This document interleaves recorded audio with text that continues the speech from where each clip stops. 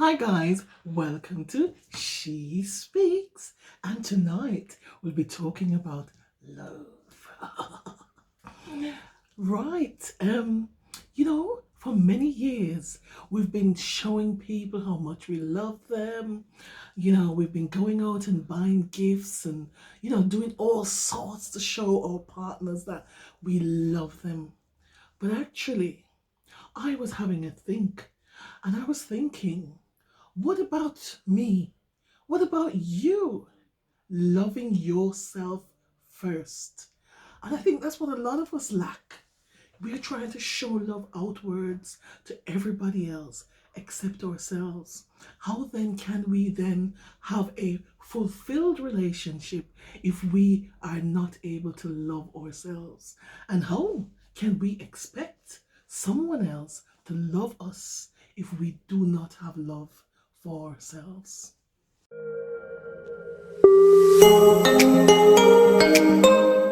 So, self-love is not to be misconstrued or misunderstood versus selfishness, because selfishness really and truly is not going to get us anywhere, because no one is an island, no one stands alone.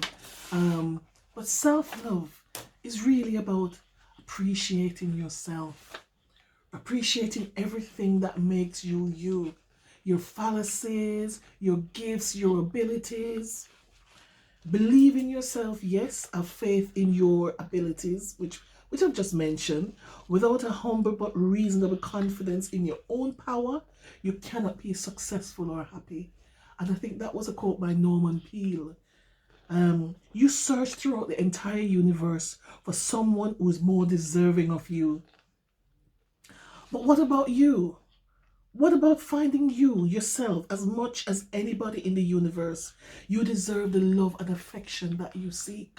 So we gotta give ourselves that love and that affection that we seek.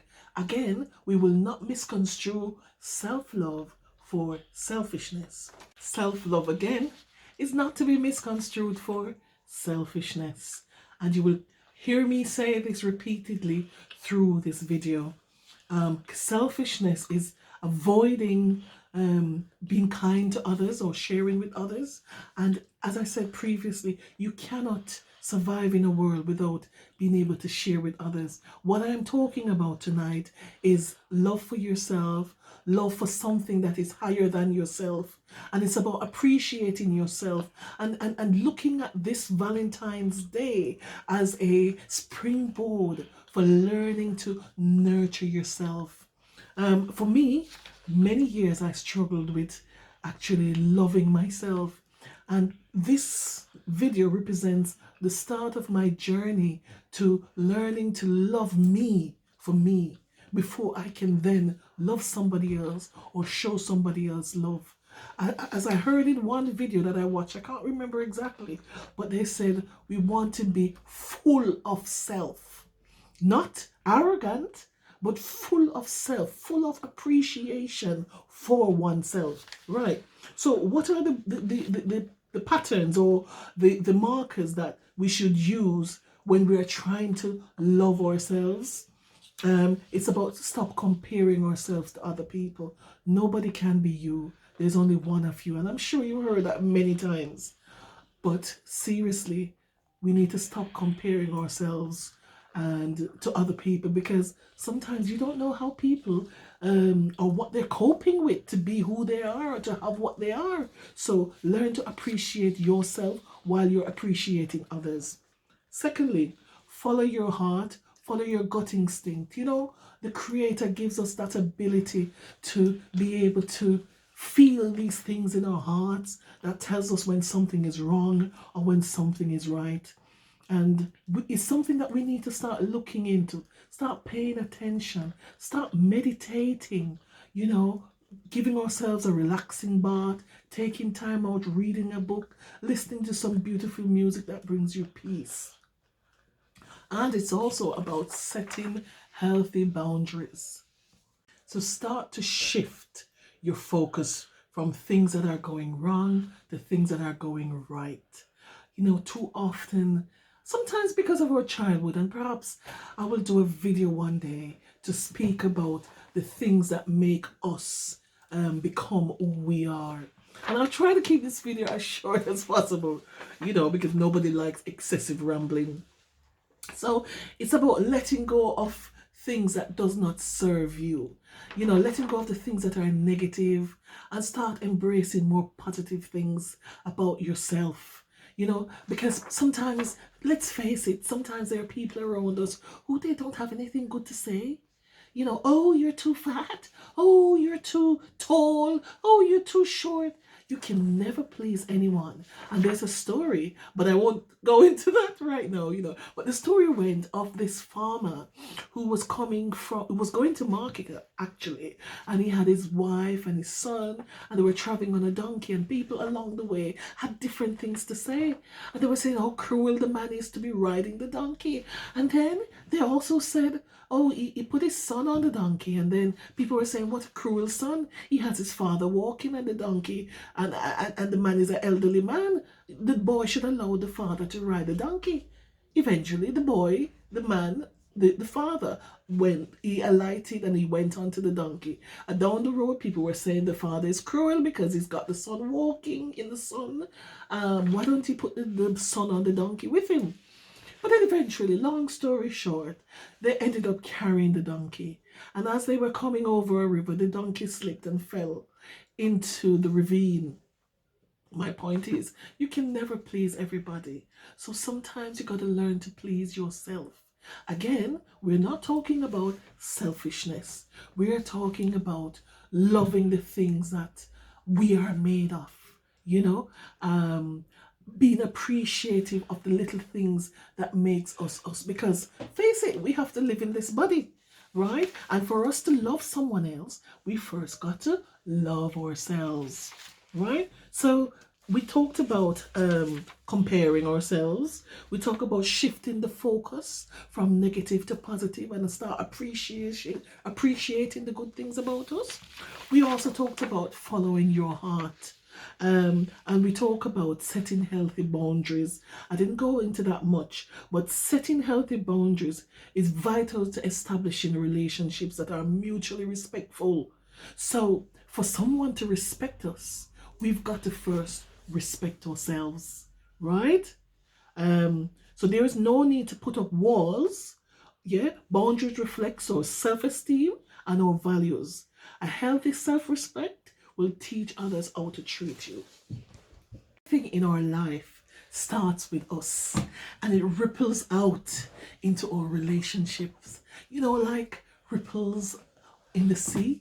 So it only makes sense to give ourselves as much love, nurturing, and joy that we would look for in others. So we start looking for it in ourselves.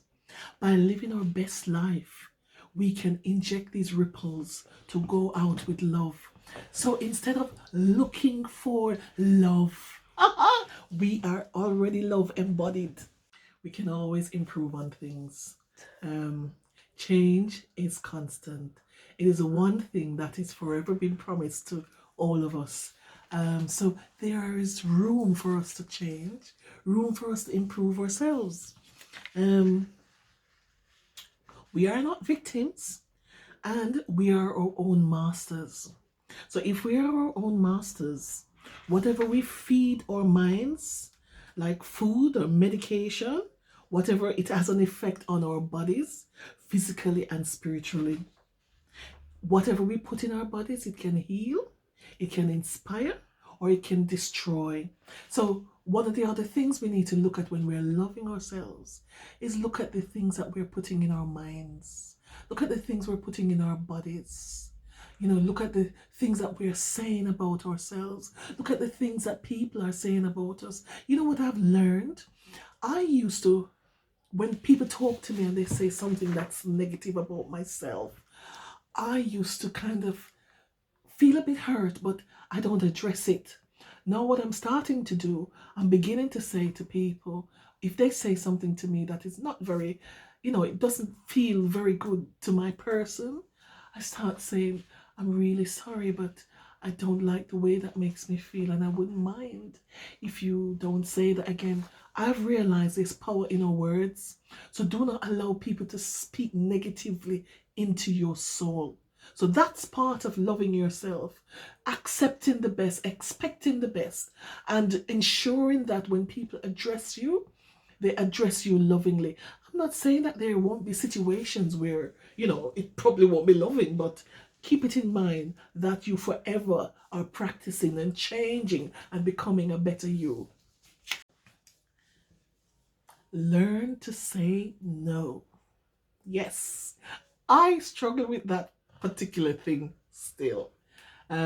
Right. So while we are here to help one another, there will be times we're tempted to do things at the expense of our own well being. Sometimes when we give and give and give and give and give, what we don't realize, it's beginning to deplete our person. And I want to show you an analogy. Here's an apple. It's whole. It represents you. All you've got to give. You give to family. You give to your partner or your other half. You give to work.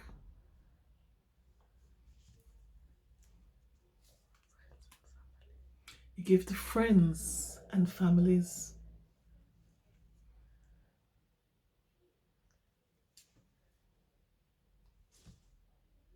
This is what you've got left of you.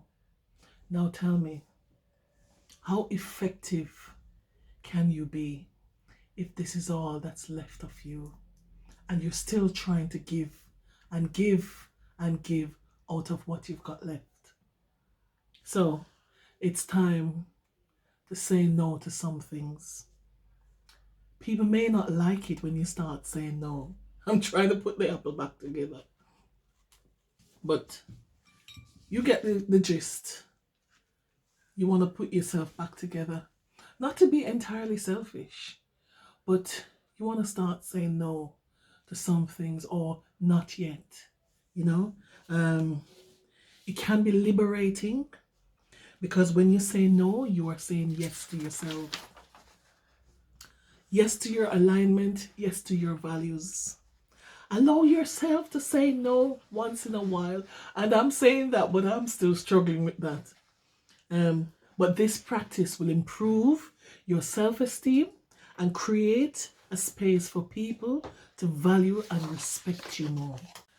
Right, so we tend to be stressed when we try to give too much of ourselves. We end up in pieces. But what we want to do is move from this stress, this anxious, this overworked, this person who is not able to manage themselves, to something new, something entirely new, where we start to make different decisions and putting ourselves back to the whole that we deserve to be. And while I'm saying that, I must reflect on having a belief in something higher than ourselves, because doing so strengthens and frees us to recognize all of the new possibilities that life has available. Whether you believe in God, whether you believe in Buddha, whether you believe in the earth, Christianity, anything that you believe that is that is higher than yourself, it helps to empower you. Accepting the higher power or the higher love removes burdens, and it affirms that you needn't handle life alone. It changes your outlook on life and gives you a better understanding of true peace. So, as we mentioned today, we spoke about love, and I know it got very deep. Probably you didn't expect it to be so deep, but I was led to stop allowing people to take big bites out of us. Stop trying to please other people. I'm not saying that this Valentine shouldn't be a happy, lovey kind of occasion where you're showing love, but I'm asking you to start showing love to yourself, start appreciating yourself, start taking time to do the things that are good for you. And in that respect, we can then bring to our wavelength people and circumstances that will actually love us for who we are. And we don't have to go searching or proving ourselves or our love for anyone. Let me hear your comments, because this is my first ever video and I'm new to YouTube. So I'm willing to learn. I'm willing to learn and grow. So let me know what you think about my video. Ladies and gentlemen, thank you very much for taking the time to listen to my ramblings today. And in the words of Whitney Houston, may her soul rest in peace. The greatest love of all is learning to love yourself.